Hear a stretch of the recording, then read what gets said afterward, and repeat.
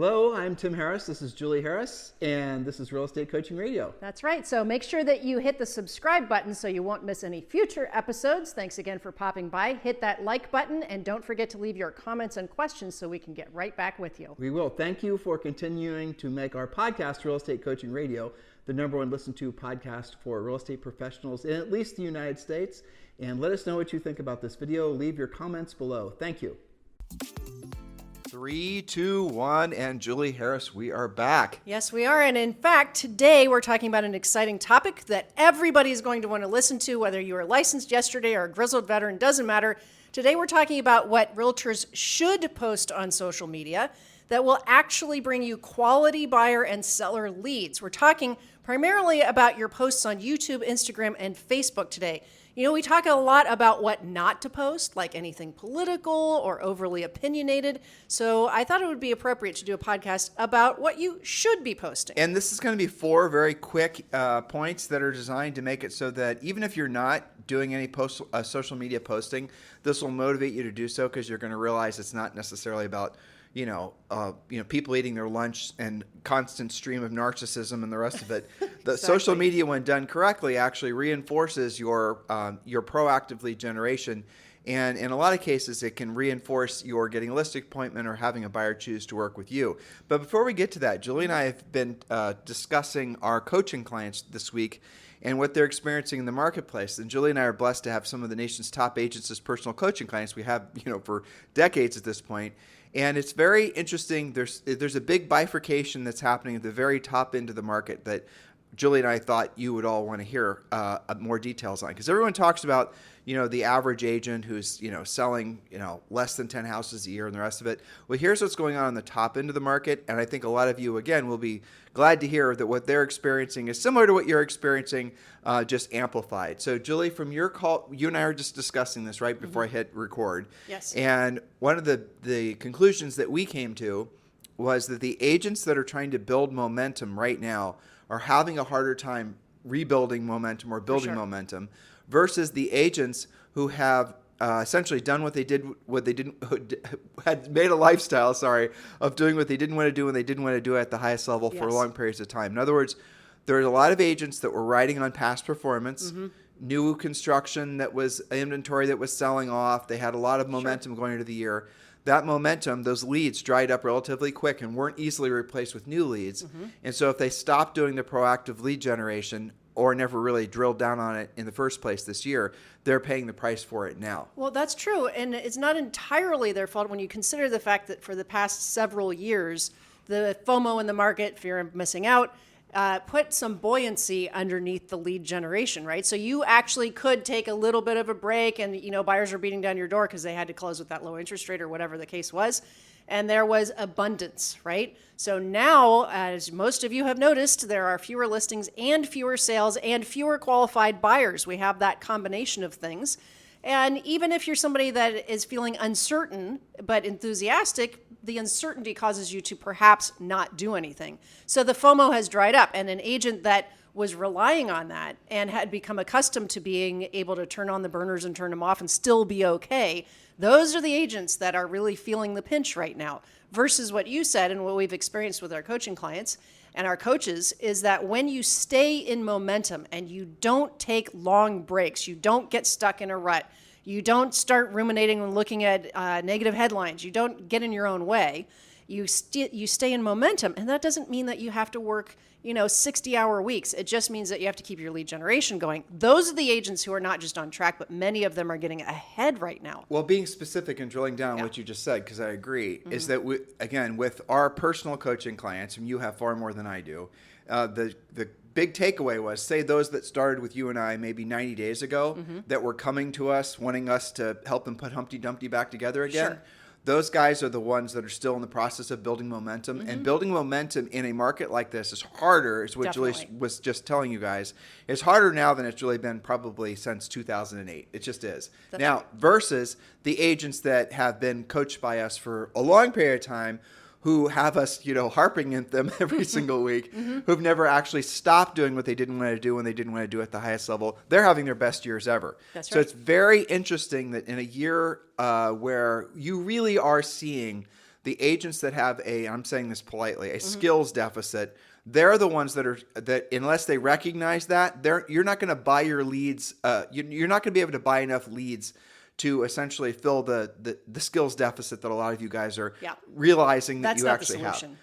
Exactly. So spending more money on marketing and branding and buying leads and all the rest of it, that isn't where the problem is that some of you are experiencing. It's with your ability to pre-qualify at a high level, present at a high level, have meaningful conversations that lead in the direction of you generating a real estate lead at a high level. You guys get it? So what we have seen is the previous market, you could frankly fool yourself into believing that the marketing and the advertising and all of that was the way to build a business. And maybe in the past, real estate market where interest rates were so much lower, that was a somewhat viable business model. But what we've seen, because we've done this for a long period of time now, over 20 years, is we've seen that essentially, for example, I'll just use this as for example, because I was talking to somebody, a former KW executive actually yesterday. And we have seen since the 90s the big team model go from very profitable now to basically not making a lot of profit whatsoever. Why? The cost structure has gone up. The revenue has gone down. The revenue has gone down because commissions have gone down. The revenue has gone down because there's fewer transactions. All the while, the demands from, say, for example, buyer's agents have completely changed. Now, what also changed was the expectations you set for those buyer agents. So those buyer's agents that you had as part of your staff, you might call them something else, but you get the gist of it. They are not expected to actually do any proactive lead generation. Many of you have set these business models up with the idea that you're always going to be essentially running an adult daycare and you're always going to have to provide leads to these agents, and the agents are never going to actually have to learn how to proactively lead generate. Well, those are the types of, I think, scaled up real estate models, teams and brokerages even, that are suffering right now. And we've seen the profit margins over the last, I think, since really 2007, 2008, when buying leads became very prolific, when agents were shopping what brokerage and what team they're going to join based on how many leads they can get.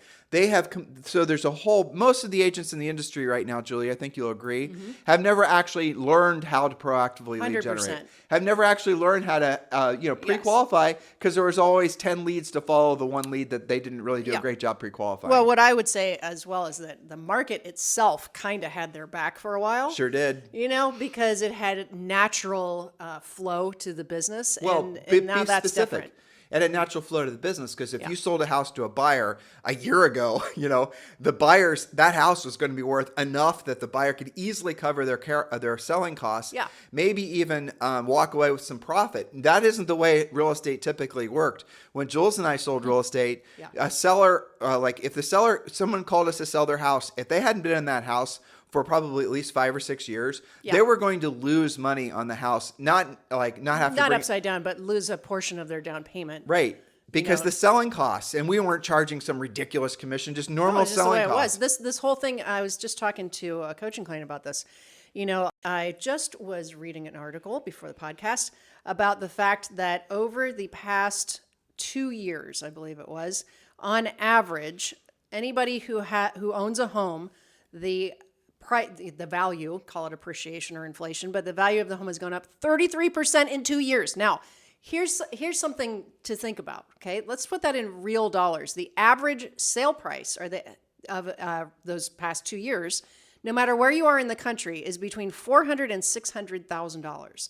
That means on average, using that 33% increase, people have at least $100,000 worth of equity. 120 to 180 and just depreciation during that time frame based on the percentages you said, not including their down payment. Exactly, over 2 years. Now, some of you think that that's normal. That is not normal. It is not normal.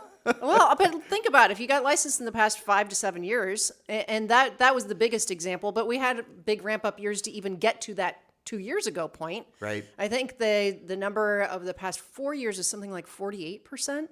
So that's just astonishing to think about, right? So when people had that kind of, equity building up and you added super low interest rates, well, of course, there was a lot of activity out there. And you can see by the numbers of closing. So point being, why are we talking about all this is you have to work harder. One of the themes of my coaching calls is to overcorrect. If there's 20% fewer sales year over year, you have to be 20% more productive than you were in the past 2 years in order to do the same, not even to do better. Well, let's okay? drill down on what you just said. Does that make sense? Yeah, absolutely. And so some of you aren't essentially making any organized number. Like you should be making a number of contacts every single day that it matches the number of, Julie and I have altered this over the years, but right now it's the number of listings you need at all times. So based on your real estate treasure map, which is your fill in the blank business plan, which you get for free when you join Premier Coaching, and joining Premier Coaching is also free. Just scroll down, click the link to join. So one of the first things we have you do is complete the real estate treasure map. And the real estate treasure map is your fill in the blank business plan. But what the big takeaway is, you're going to know what your number of listings that you need at all times is, so that you can then essentially manage to keep, build to, then maintain that number of listings. Just really breaking it down even more, if you had 5 listings at all times and your average commission is $10,000, realistically, you're going to have at least 2, maybe 3 of those in contract at all times, which means you're going to be locking in $20,000 to $30,000 in gross revenue. That's just off those listings selling. That's not including the buyer sides. That's not including double ending listing. None of those, right? So this is just purely a listings-based business, but clearly there was other ways that you can make money having had those listings. So your whole business model, and this is really the simplest way of being very successful in real estate, your whole business model is getting to that magic number of listings. Maybe it's 5, maybe it's 10, maybe it's 3, and then replacing them when they sell, which means every single day you have to be making, my point, a certain number of contacts. A contact is a conversation with a decision-making adult. So again, what we're seeing are a lot of you have not been disciplined in making a certain number of contacts every single day.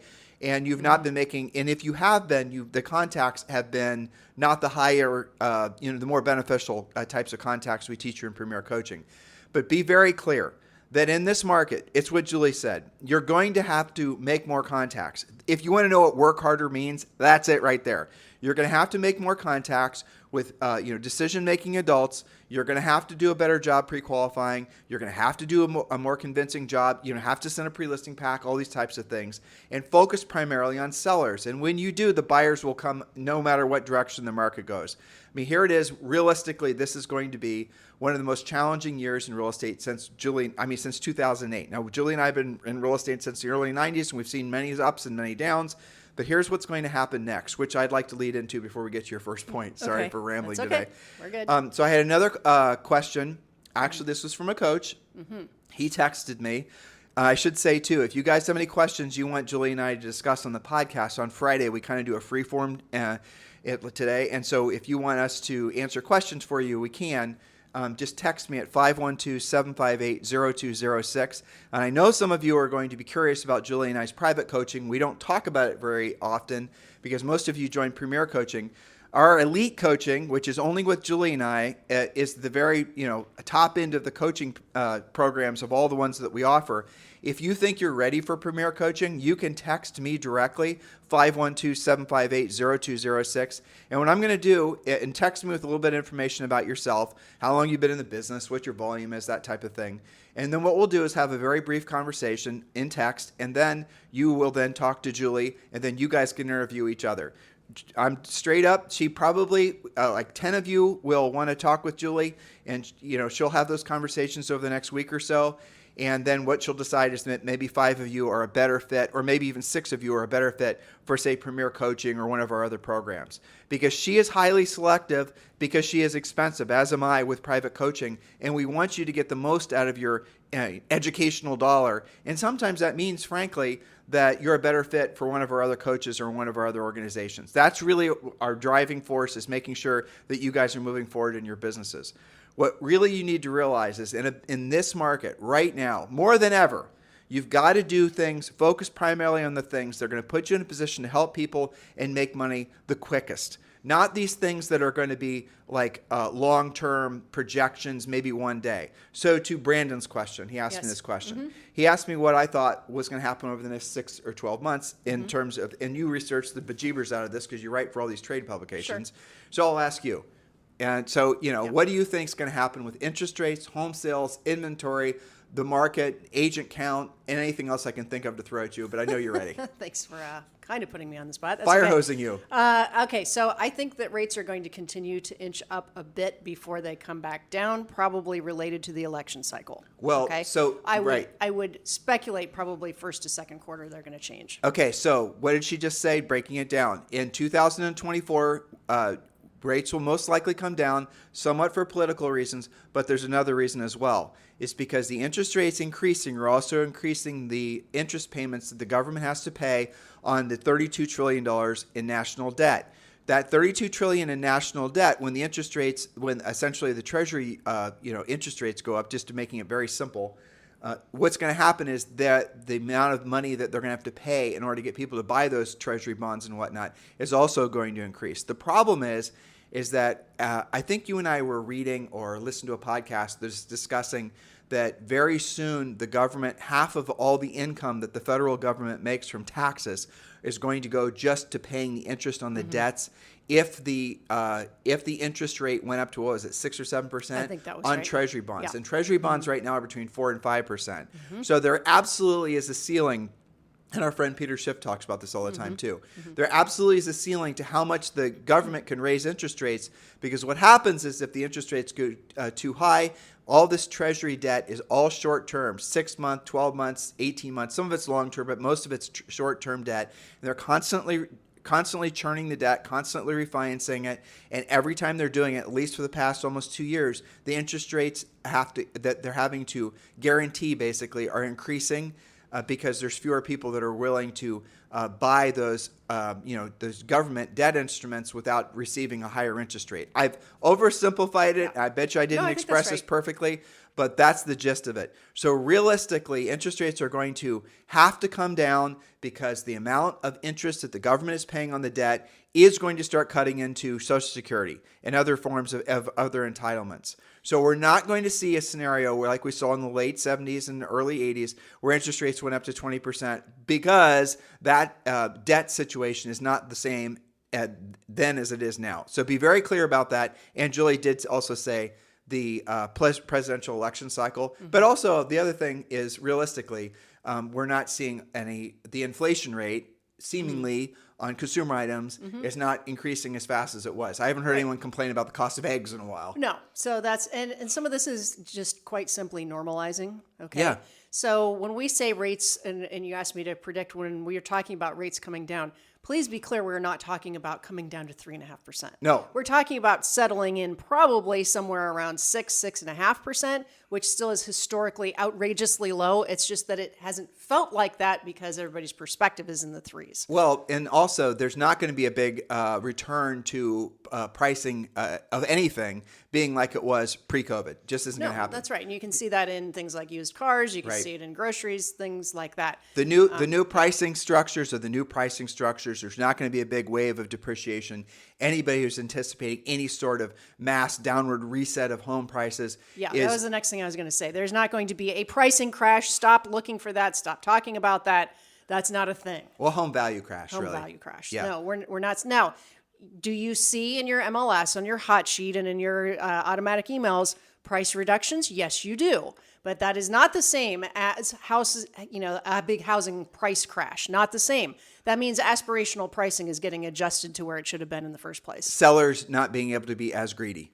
Yeah, I mean, whatever acronym we can come up with that. Exactly. But that's true. I do see some other trends, which is the strong, motivated, skilled agents. And I've had many coaching clients say this to me. They're already feeling when they go on listing appointments, they are competing more frequently than they used to, because it's not an absolute slam dunk past client repeat referral. Okay, that's one thing.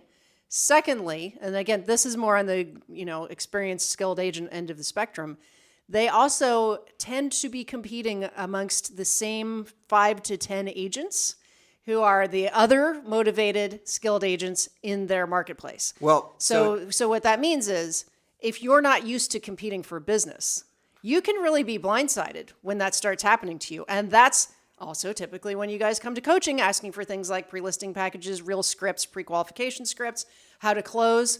how to compete, all of those types of things. That's most of the people that join coaching is they've basically been they have a need.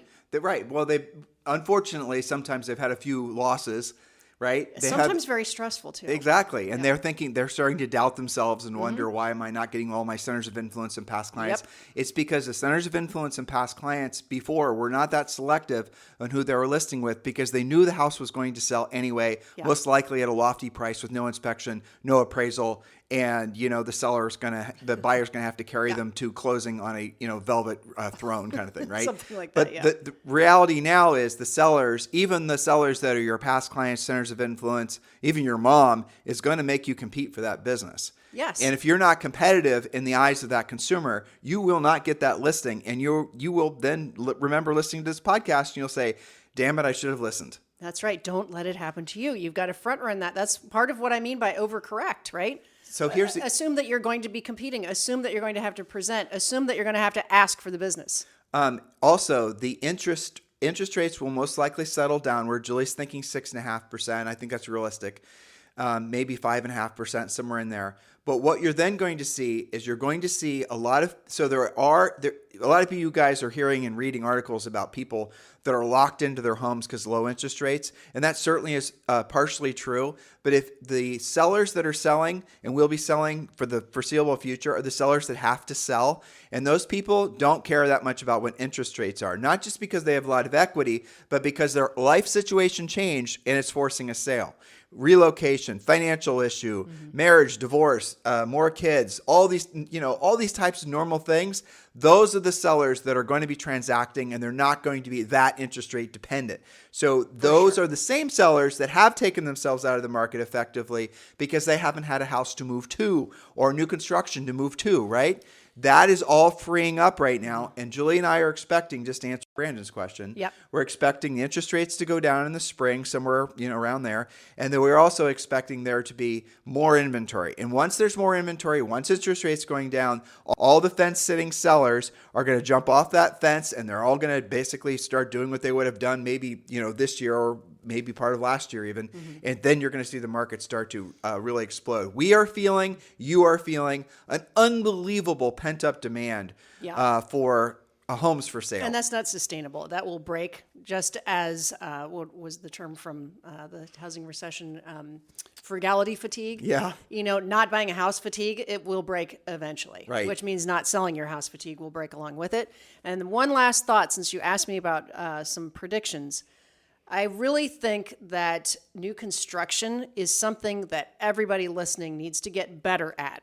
I had not one, not two, but 3 examples from coaches and coaching clients last week where the buyer went and found new construction on their own. Okay, now how many times on how many podcasts where we're talking about how to create inventory have we mentioned new construction? Virtually every day on every podcast. So take, for example, the number of sales countrywide is down by about 20%, but guess what's up? New construction by 31%. So that tells you, and in fact, that goes right along hand in hand with what's available. About 30% of what is actually able to be purchased, active listings, whether they're in the MLS or not, active homes for sale, about 30% are actually new construction.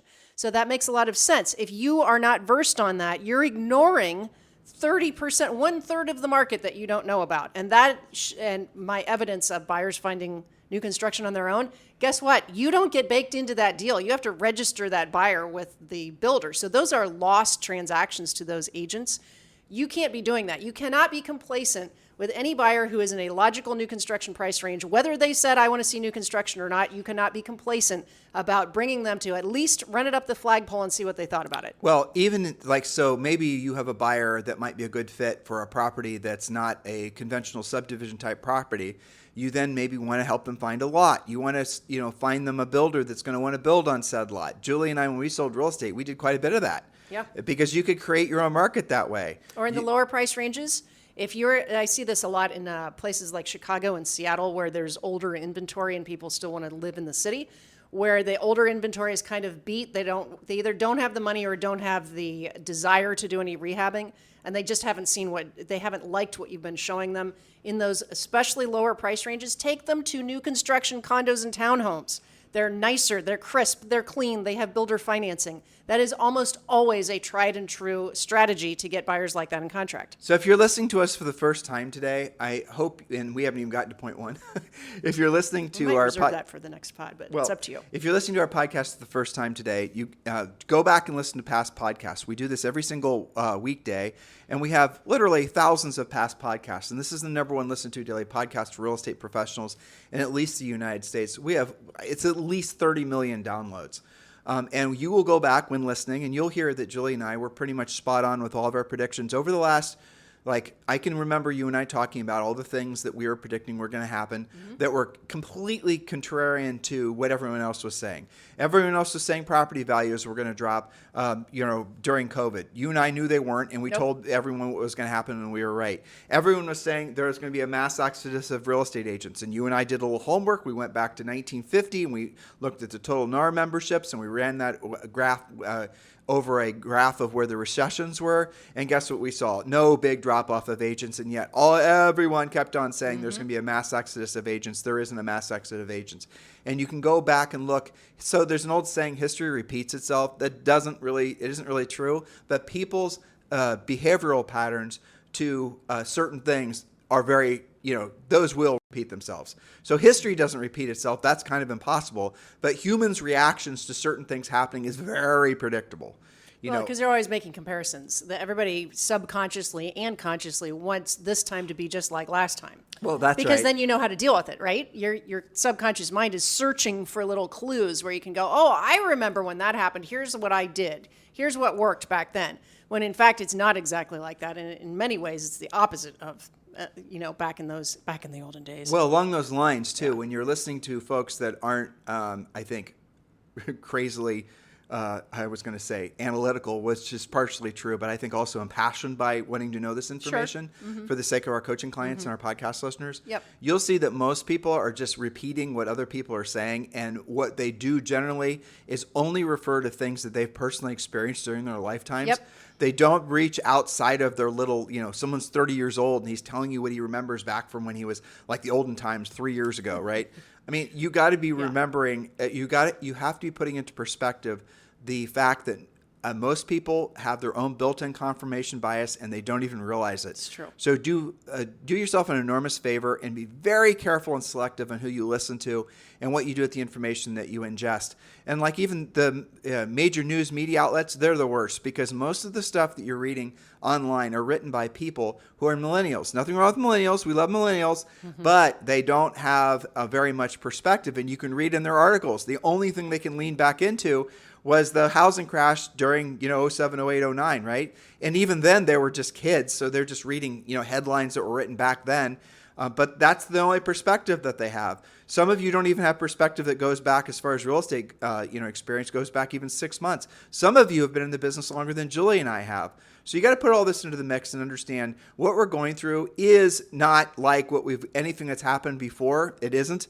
But what we're going through and how people react to it is highly predictable. And hopefully we've given you guys motivation through education, which is ultimately the thing that you're going to use to get you into action. So Julie, if you're up for it, I wouldn't mind going through these 4 points. We'll call this part 2.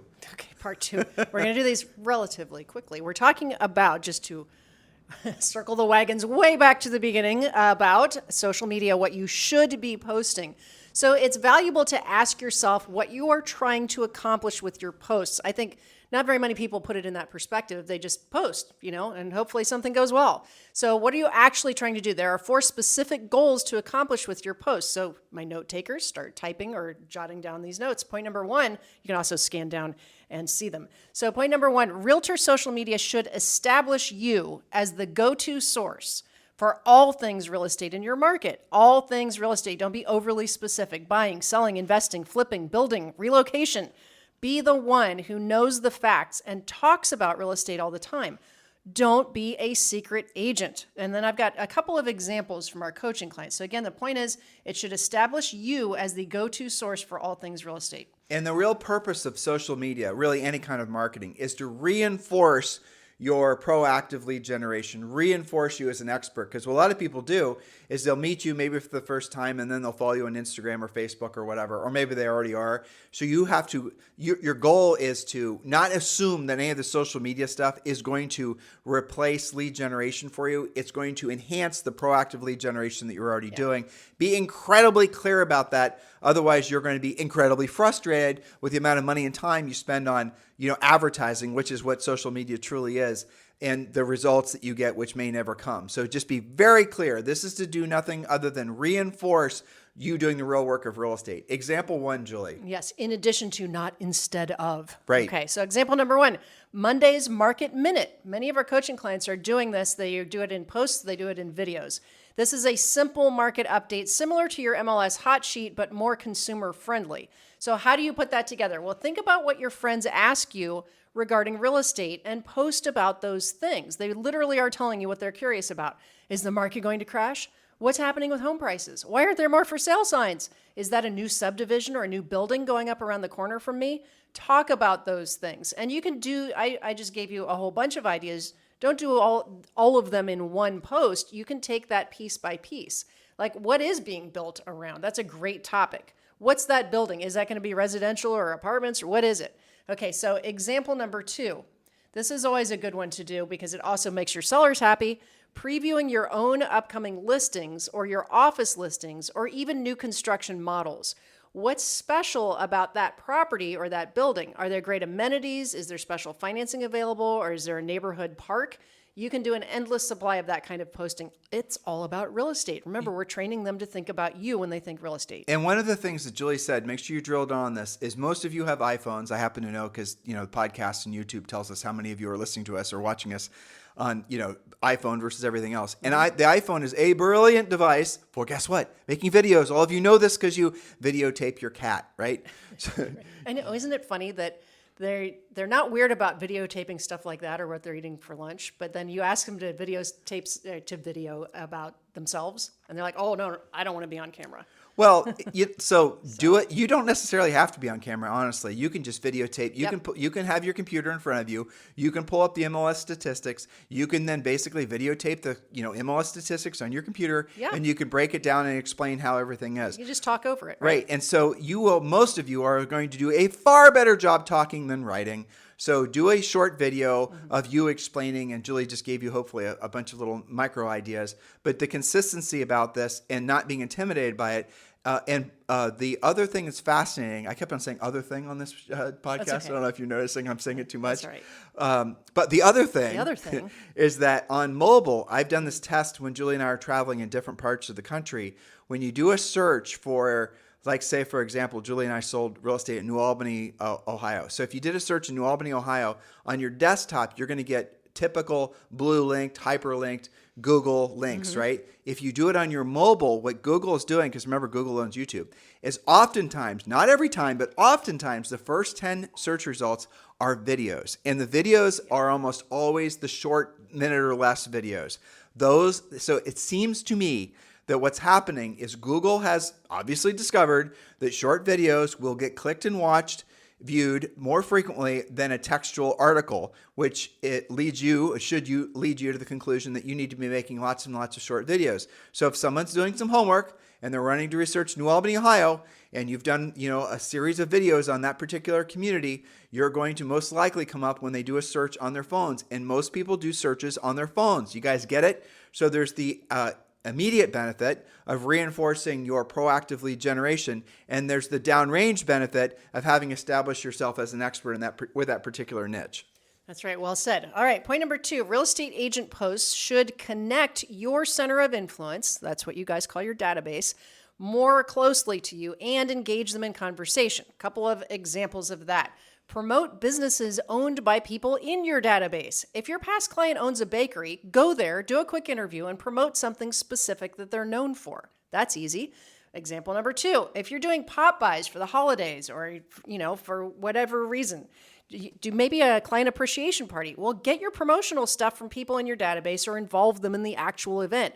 Post pictures and videos as you prepare for the event and invite everyone to join you. I think about somebody like John Walkinshaw in Canada, who always does this amazing Christmas event. He's actually at a real Christmas tree farm.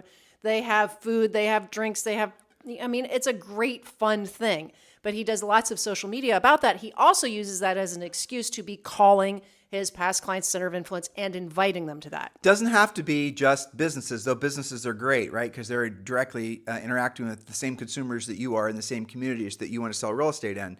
But those do become great bird dogs for you. So if you've done a great commercial, Julie said the local, Bob's Bakery, and you've walked in there, do a little, interview with Bob. Hey, Bob, what's your number one selling pie, right?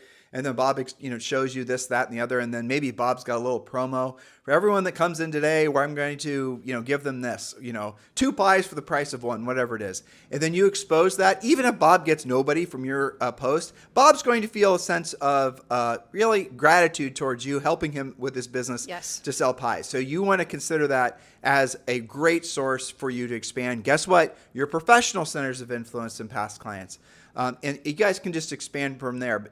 For example, you could do things with the Humane Society. You could do things with just all kinds of different things that where people would be really grateful for the fact that you've given them exposure, and they then become, again, centers of influence and past clients for you. They become bird dogs for you in the community. You're not only most likely going to have them do business with you personally, but you might then receive referrals from them as well. And if it's at a case where you can put up a little display, a place with your business card or whatever in Bob's Bakery, Bob's going to be thrilled to let you leave some cards there for amount of time. Of course, you'll leave 20 cards there, and the next customer is going to be an agent who will take all the cards, but you guys get the idea.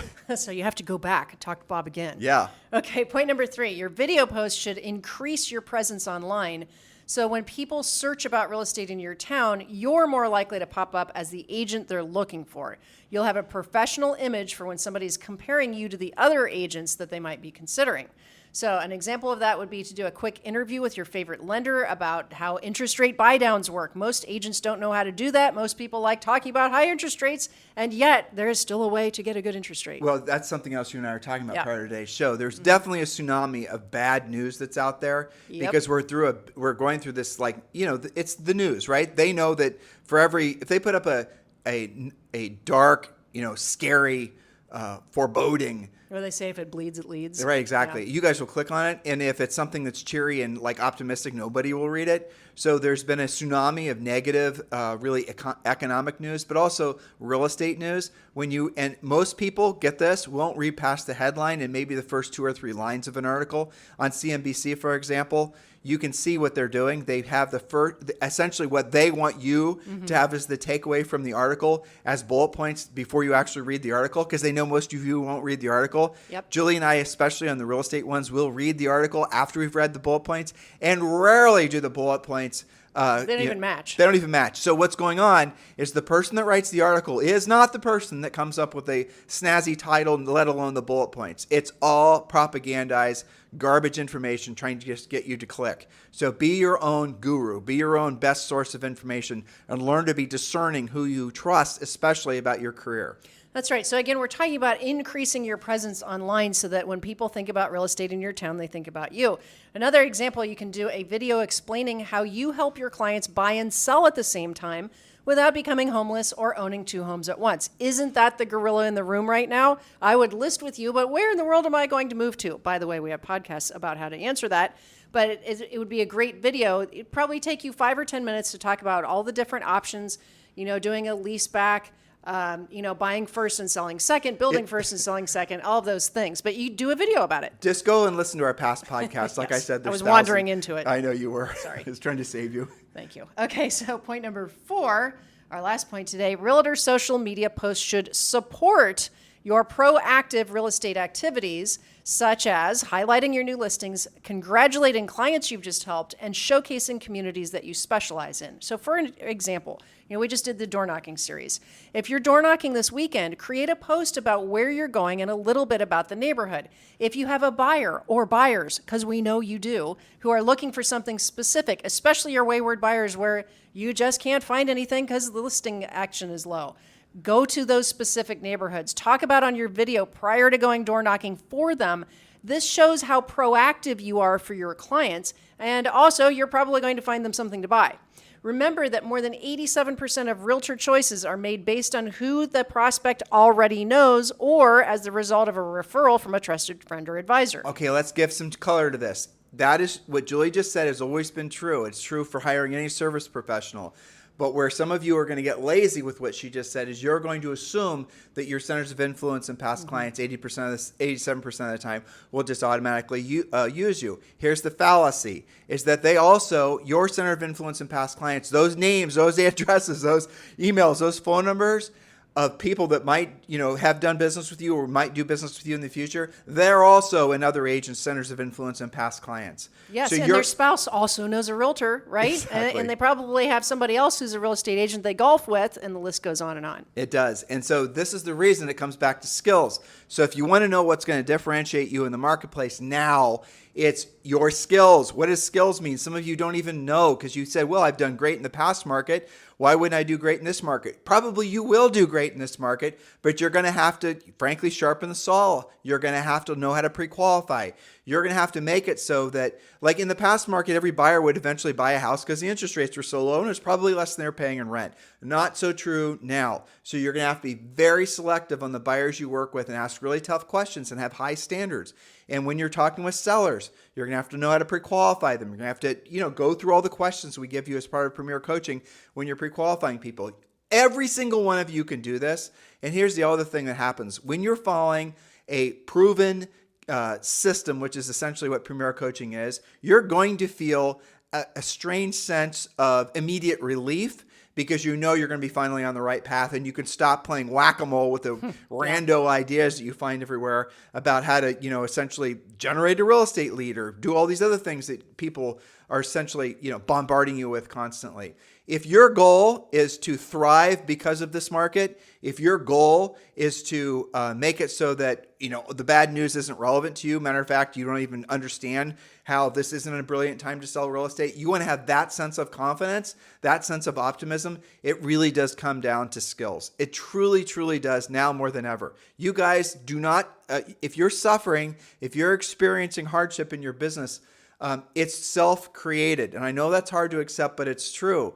What you're experiencing now is a direct result of what you did or frankly didn't do last week, yesterday, 6 months ago, a year from now, or a year ago rather. So if you want your future self to be thanking your present self, you're going to have to do what you don't want to do when you don't want to do it at the highest level every single day. You stop, you move away from that. You start essentially allowing yourself to go down different rabbit holes of just sort of, fanciful ideas that are going to lead you away from being of service to other people and making money. You're going to, your future self is not going to appreciate the decision that you made not to stay the course and do the real work of real estate. That's really the bifurcation that's happening in the business right now.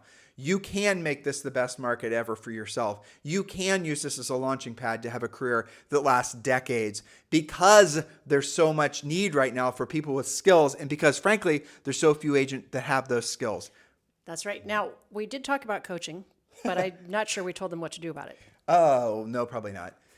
So they can scroll down in the notes from today's show. Yep. Aside from our answering questions at the top, their notes are down below in the show description of iTunes, Spotify, everywhere else. There's links to join Premier Coaching down below. And also, if you guys want to talk with Julie and I about being on our schedule, Julie talked me into taking on a handful of more clients, and she's right, because ultimately the coaching clients make the podcast better, which make the coaching business better, because we need to be staying on the front lines, and the best way for us to know exactly what's going to be happening in the market next is going to be talking to some of you. And I'm interested in having some personal coaching clients. I've only got a handful now. So if you're interested in being coached by Julie or myself, understand this is a top tier experience. This is you going to the top of the mountain and being coached by someone who's done it hundreds of thousands. Julie and I, between the two of us, and I know this sounds crazy, but it's true. We have had at least 100,000 coaching calls each. Those are paid coaching calls. And we've done that, consistently for really since 2002? Forever. Yeah, forever at this point. Yeah. So if you're looking to frankly skip the learning line, if you're looking for a way to lock yourself into something that's proven to work in every market, in every market condition, give me a text. It's 512-758-0206. Do know that we are highly selective who we want to work with. We're not going to work with very many people. And yeah, so when you text me, give me a little dossier on yourself, a little, background, and then we'll pick the conversation up there. In the meantime, guys, thanks for keeping this #1 listened to daily podcast for real estate professionals in at least the United States.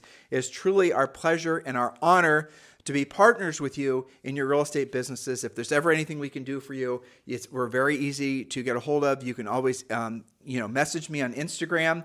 I do check it personally. We don't delegate that. It's at Tim and Julie Harris. And if you want to text me, obviously, it's 512-758-0206. In the meantime, have a fantastic day. We'll talk with you on the show tomorrow. Hello, thank you for having watched this video. Please remember to subscribe to our YouTube channel. That's right. And don't forget to hit that like button, leave your comments and questions below, and we will get right back with you. Thank you for watching this video. And remember to watch the next one. You're going to love that one.